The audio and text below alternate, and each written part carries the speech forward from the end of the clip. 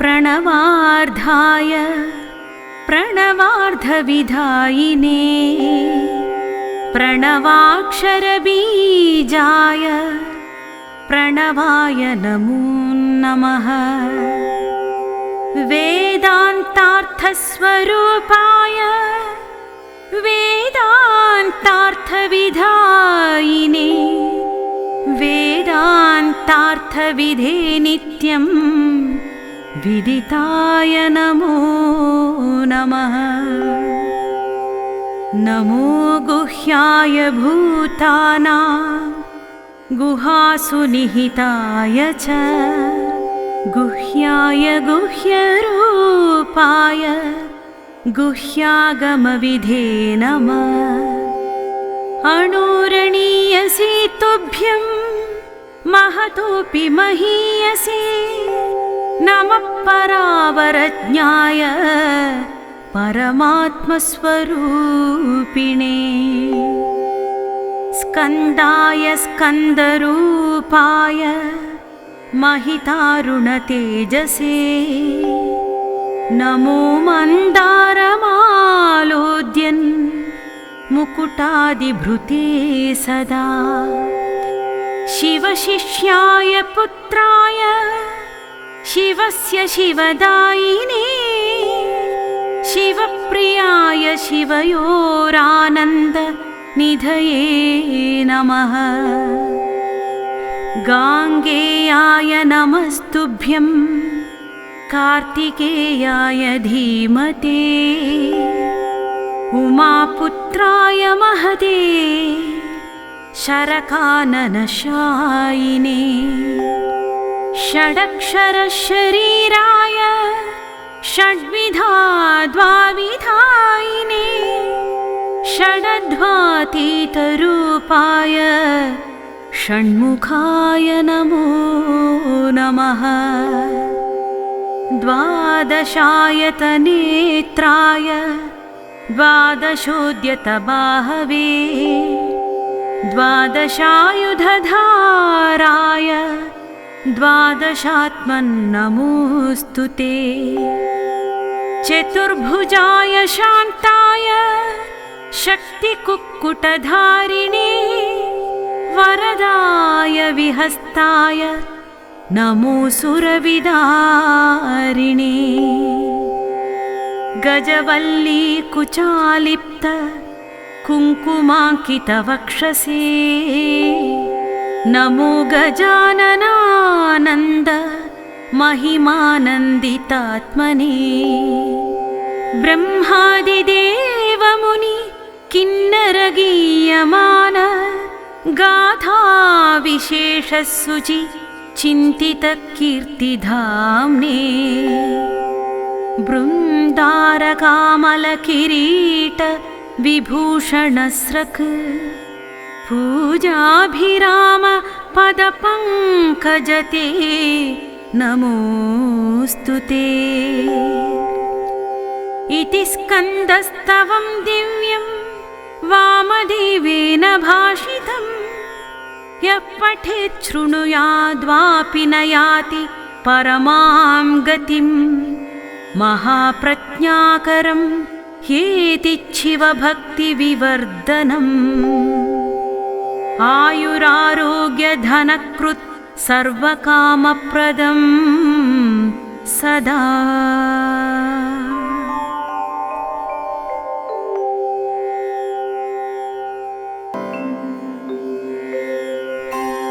ध्यानम् षड्वक्त्रं शिखिवाहनं त्रिनयनं चित्राम्बरालङ्कृतं शक्तिं वज्रमसिं त्रिशूलमभयं खेटं धनुश्चक्रकं पाशं कुक्कुटमङ्कुशं च वरदं हस्तैर्दधानं सदा। ध्यायेदीप्सितसिद्धितं शिवसुतं स्कन्दं सुराराधितम्। प्रथमो ज्ञानशक्त्यात्मा द्वितीयस्कन्द एव च अग्निगर्भस्तृतीयस्तु बाहुलेयश्चतुर्थकः गाङ्गेय पञ्चम प्रोक्तः षष्ठः शरवणोद्भवः सप्तमः कार्तिकेयश्च कुमारश्चाष्टमस्तथा नवमः षण्मुख प्रोक्त तारकारी स्मृतो दश एकादशश्च सेनानि गुहो द्वादश एव च त्रयोदशो ब्रह्मचारी शिवतेजश्चतुर्दश क्रौञ्चधारी पञ्चदश षोडश शिखिवाहनः षोडशैतानि नामानि यो जपेद्भक्तिसंयुता बृहस्पति समो बुद्ध्या तेजसा ब्रह्मणत्समा कन्यार्थी लभते कन्यां ज्ञानार्थी ज्ञानमाप्नुयात् विद्यार्थी लभते विद्यां धनार्थी धनमश्नुते यद्यत् प्रार्थयते मर्त्य तत् सर्वं लभते ध्रुवम्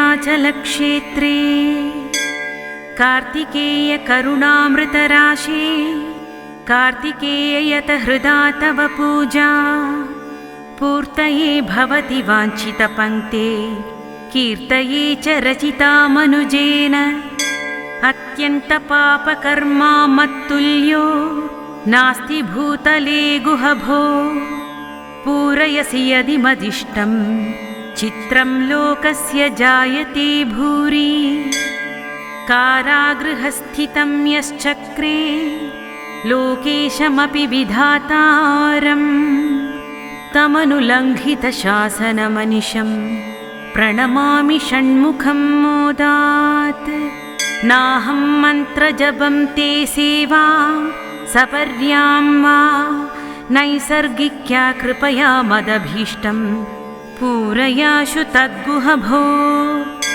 निखिलानपि मम मन्तून् सहसे नैवात्र संशय कश्चित् यस्मात् सह मानसुतस्त्वमसि कृपावारिधि षडास्य विभो यदि मद्वाञ्छितदाने शक्तिर्नास्तीति षण्मुखब्रूषे तदनृतमेव स्यात्ये वाक्यं शक्तिं दधासि यत्पाणौ मयूरस्य पत्रे प्रलम्बं पदाब्जं दधानं ककुद्येव तस्यापरं च सुरेन्द्रस्य पुत्र्या च वल्या च पार्श्वद्वयं भासयन्तं षडास्यं भजेऽहम् विवेकं विरक्तिं शमादेश्च षट्कं मुमुक्षां च दत्त्वा षडास्याशु मह्यं विचारे च बुद्धिं दृढां देहि वल्ली सुरेन्द्रात्मजा श्लिष्टवर्ष्मन्नमस्ते सुरेशानपुत्री पुलिन्देशकन्या समाश्लिष्टपार्श्वं कृपावारिराशिं मयूराचलाग्रे सदा वासशीलं सदानन्ददं नौमि षड्वक्त्रमीशं स्वभक्तैर्महाभक्तितः पक्वदेहान्तमानीय दूरात् पुरा स्थापितान्यः क्षणाकुक्कुटादीन् पुनः प्राणयुक्तान् करोति स्म तं भावयेऽहं षडास्यम् रवजितपरपुष्टरव स्वरधिपपुत्री मनोब्जशिशुभानो पुरतो भव मम शीघ्रं पुरहरमोदाब्धिपूर्णिमाचन्द्र शतमखमुखसुरपूजित नतमतिदानप्रचण्डपदसेव श्रितजनदुःखविभेदव्रत धृतकङ्कण नमोऽस्तु गुहतुभ्यं वृष्टिं प्रयच्छ षण्मुखमय्यपि पापे कृपां विधयाशु सुकृतिषु करुणाकरणे का वा श्लाघा भवेत्तव भो। महीजलद्यष्टतनो पुराणां हरस्य पुत्रप्रणतार्तिहारिन् प्रपन्नतापस्य निवारणाय प्रयच्छ वृष्टिं गुहषण्मुखाशु। पादाब्जनम्राखिलदेवताले सुदामसम्भूषितकम्बुकण्ठ सौदामनीकोटिनिभाङ्गकान्ते प्रयच्छ वृष्टिं गुहषण्मुखाशु। शिखिस्थिताभ्यां रमणीमणिभ्यां पार्श्वस्थिताभ्यां परिसेव्यमानं स्वयं शिखिस्थं करुणासमुद्रं सदा षडास्यं हृदि भावयेऽहम्। भूयाद्भूत्यै महत्यै भवतनु जननश्चूर्णितक्रौञ्चशैलो लीलासृष्टाण्डकोटिकमलभव मुखस्तूयमानात्मकार्तिः।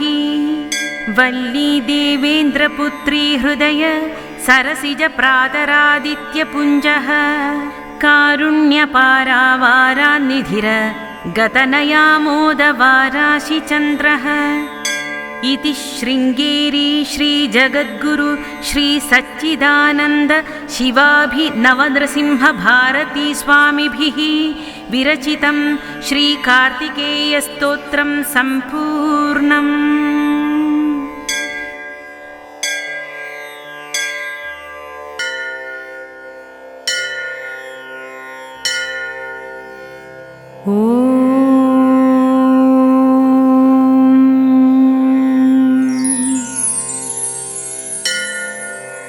षडाननं चन्दनलेपिताङ्गं महोरसं दिव्यमयूरवाहनं रुद्रस्य सूनुं सुरलोकनाथं ब्रह्मण्यदेवं शरणं प्रपद्ये। जाज्वल्यमानं सुरवृन्दवन्द्यं कुमारधारातटमन्दिरस्थं कन्दर्परूपं कमनीयगात्रं ब्रह्मण्यदेवं शरणं प्रपद्ये। द्विषड्भुजं द्वादशदिव्यनेत्रं त्रयीतनुं शूलमसीदधानं शेषावतारं कमनीयरूपं ब्रह्मण्यदेवं शरणं प्रपद्ये। सुरारिघोराहवशोभमानं सुरोत्तमं शक्तिधरं कुमारं सुधारशक्त्यायुध शोभिहस्तं ब्रह्मण्यदेवं शरणं प्रपद्ये। इष्टार्थसिद्धिप्रदमीशपुत्रम् इष्टान्नदं भूसुरकामधेनुं गङ्गोद्भवं सर्वजनानुकूलं ब्रह्मण्यदेवं शरणं प्रपद्ये। यश्लोकपञ्चमिदं पठतीह भक्त्या ब्रह्मण्यदेव विनिवेशित मानससन् प्राप्नोति भोगमखिलं भुवि यद्यदिष्टम् अन्ते स गच्छति मुदा गुहसाम्यमेव।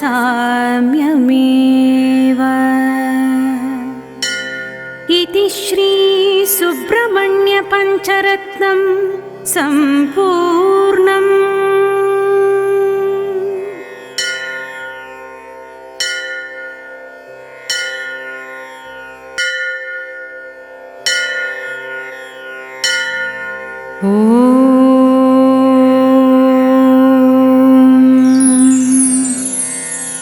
हे स्वामिनाथ करुणाकर दीनबन्धो श्रीपार्वतीश मुखपङ्कजपद्मबन्धो श्रीशादिदेव गणपूजितपादपद्म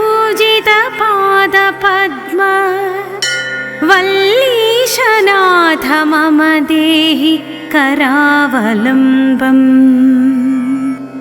देवादिदेवसुतदेवगणाधिनाथ देवेन्द्रवन्द्यमृदुपङ्कजमञ्जुपाद देवर्षिनारदमुनीन्द्रसुगीतकीर्ते वल्लीशनाथ मम देहि करावलम्बम् नित्यान्नदाननिरताखिलरोगहारिन् तस्मात् प्रदानपरिपूरितभक्तकाम श्रुत्यागमप्रणववाच्य निजस्वरूप वल्लीशनाथ मम देहि करावलम्बम् क्रौञ्चासुरेन्द्रपरिखण्डनशक्तिशूल पाशादिशस्त्रपरिमण्डितदिव्यपाणे श्रीकुण्डलीशधरतुण्डशिखीन्द्रवाह वल्लीशनाथ मम देहि करावलम्बम् देवादिदेवरथमण्डलमध्यवेद्य देवेन्द्रपीठनगरं दृढचापहस्तम् शूरं निहत्य सुरकोटिभिरीड्यमानं वल्लीशनाथ मम देहि करावलम्बम् हारादिरत्नमणियुक्तकिरीटहार केयूरकुण्डललसत्कवचाभिराम हे वीरतारकजयामरबृन्दवन्द्य वल्लीशनाथ मम देहि करावलम्बम् पञ्चाक्षरादिमनुमन्त्रितगाङ्गतोयैः पञ्चामृतैः प्रमुदितेन्द्रमुखैर्मुनीन्द्रैः पट्टाभिषिक्तहरियुक्तपराशनाथ वल्लीशनाथ मम देहि करावलम्बम् श्रीकार्तिकेय करुणामृतपूर्णदृष्ट्या कामादिरोगकलुषीकृतदुष्टचित्तम् सिक्त्वा तु मामवकलाधरकान्तिकान्त्या वल्लीशनाथ मम देहि करावलम्बम् सुब्रह्मण्याष्टकं पुण्यं ये पठन्ति द्विजोत्तमा ते सर्वे मुक्तिमायान्ति सुब्रह्मण्यप्रसादतः सुब्रह्मण्याष्टकमिदं प्रातरुत्थाय यः पठेत् कोटिजन्मकृतं पापं तत्क्षणादेव नश्यति। इति श्री सुब्रह्मण्यकरावलम्बस्तोत्रं सम्पूर्णम्।